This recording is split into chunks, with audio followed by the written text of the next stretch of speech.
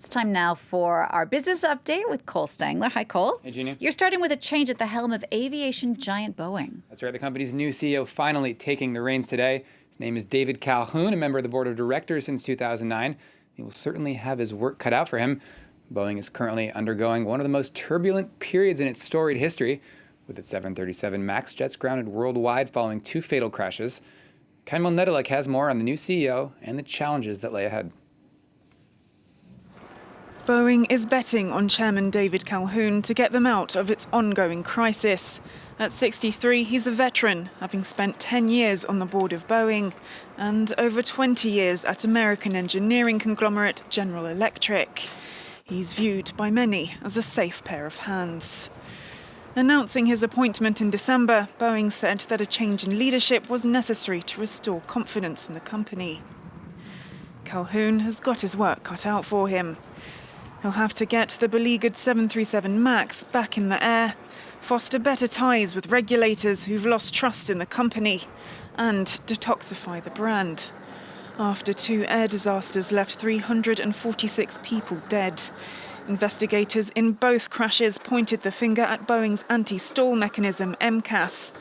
The aviation giant had insisted pilots did not need expensive flight simulation training to use MCAS. It now says they do.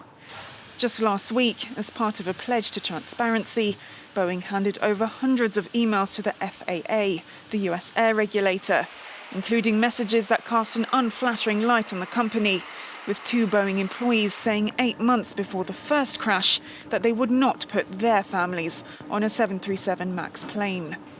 Boeing is the largest exporter in the US.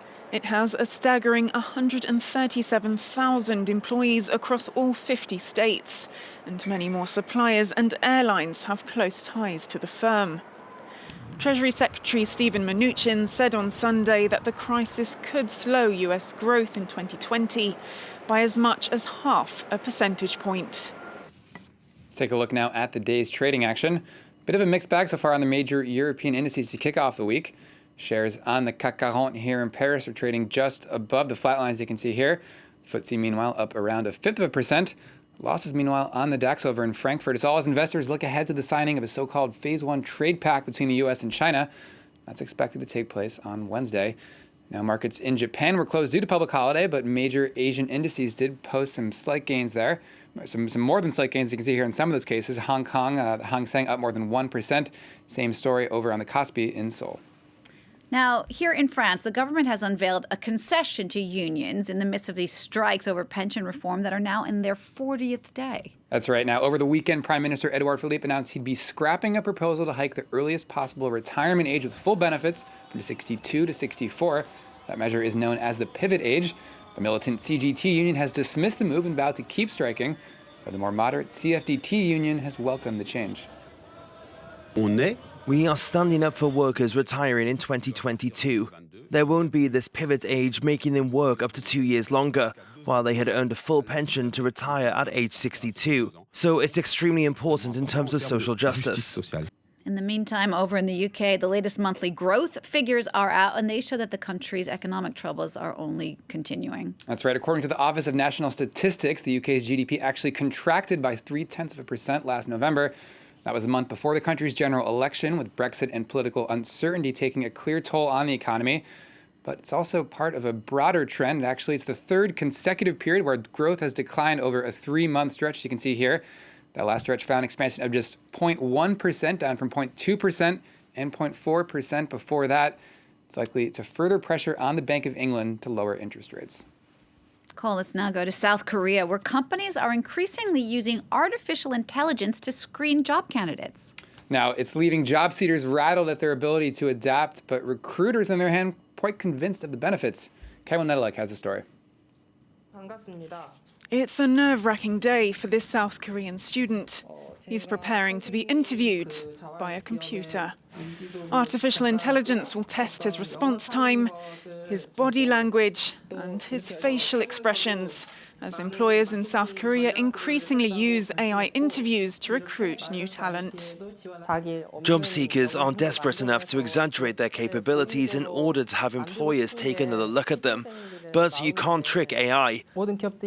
As a job seeker, I think I'll feel hopeless if AI interviews become popular and the majority of companies start to use them. SK Innovation and Hyundai Engineering and Construction have started using the technology. The Korea Economic Research Institute says a quarter of the country's top 131 companies either want to use or are already using AI to hire. That trend has given birth to a whole new industry, training centres known as cram schools, dedicated to preparing candidates for the AI interview. 현재 4차 산업혁명이 진행되면서 AI가 트렌드로 자리. With the fourth industrial revolution underway, AI is becoming a trend. South Korea also has a serious youth unemployment problem, and competition among students is very fierce. We help students overcome this and succeed in AI interviews. It's a global trend, with US companies like Hilton and Unilever also using the technology to help them recruit. But there are warnings from specialists that AI amplifies bias. As a result, a now abandoned prototype made by Amazon began disqualifying women from specific jobs. And finally, an unusual proposal from a Japanese billionaire. 44-year-old Yusaku Maezawa says he's looking for a female life partner to accompany him on the first civilian trip around the moon. That flight's overseen by the firm SpaceX. Maezawa has actually put up a website where people can apply for the spot. Requirements include being a single woman over 20, interest in space, and wishing for world peace, with the final decision to be announced in March.